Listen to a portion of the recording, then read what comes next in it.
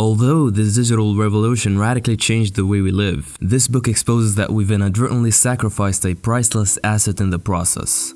Before the internet, your mind was operating on a more focused and alert mode of mental functioning. The author calls it the deep mode of thinking, characterized with abilities such as deep observation, reflection, contemplation, and the slow processing of information. At the time, there were no digital disruptions whatsoever. People could deeply immerse themselves in a task for hours without getting distracted by silly notifications.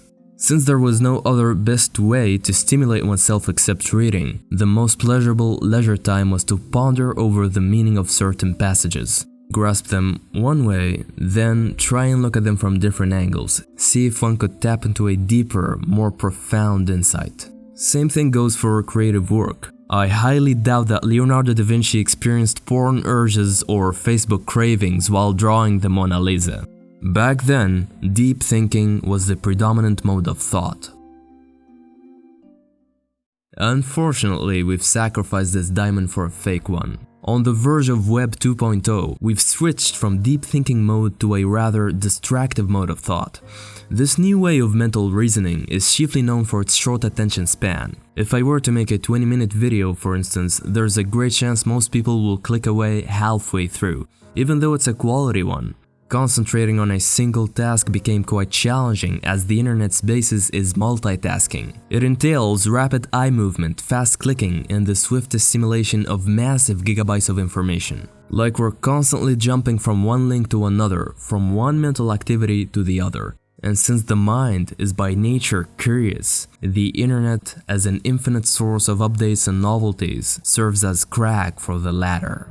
Should we try to read a book, we'd fall asleep on the first paragraph, for deep focus ain't as pleasant as the dopamine highs we get from constant clicking.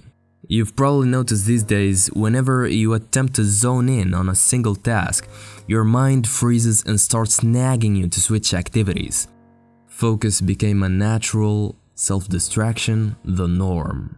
From watching videos, to snapping, to chatting with 5 people at once, to watching videos again, to tweeting, or more often, all done simultaneously.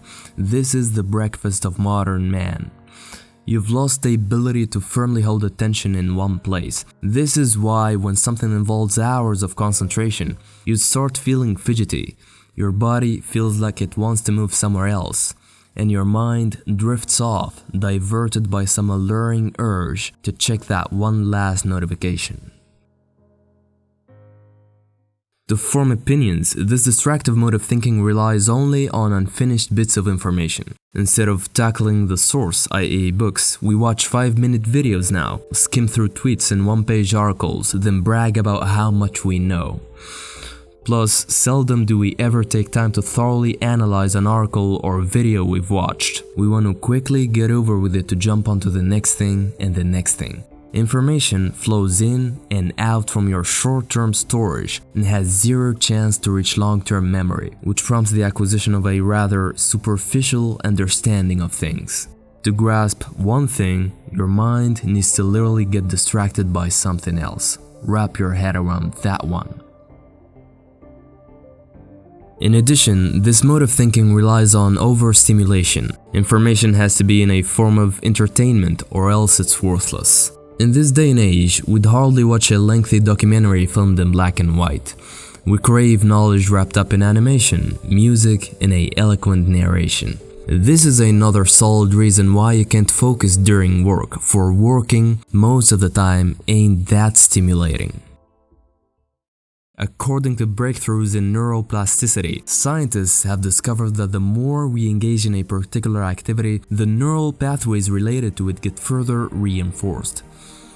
In this regard, it's self-evident that for you to restore concentration, you must minimize exposure to those assorted digital distractions around you and maximize engagement in tasks that require mental immersion. By doing this, you will reconstruct those neurons and re-expand your attention span.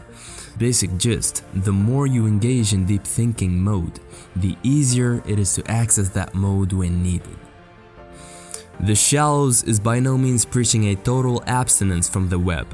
Ironically, the author has also mentioned the many benefits of its use. The book is neither a call to action. Its aim is merely to bring to light what's affecting us on a micro scale.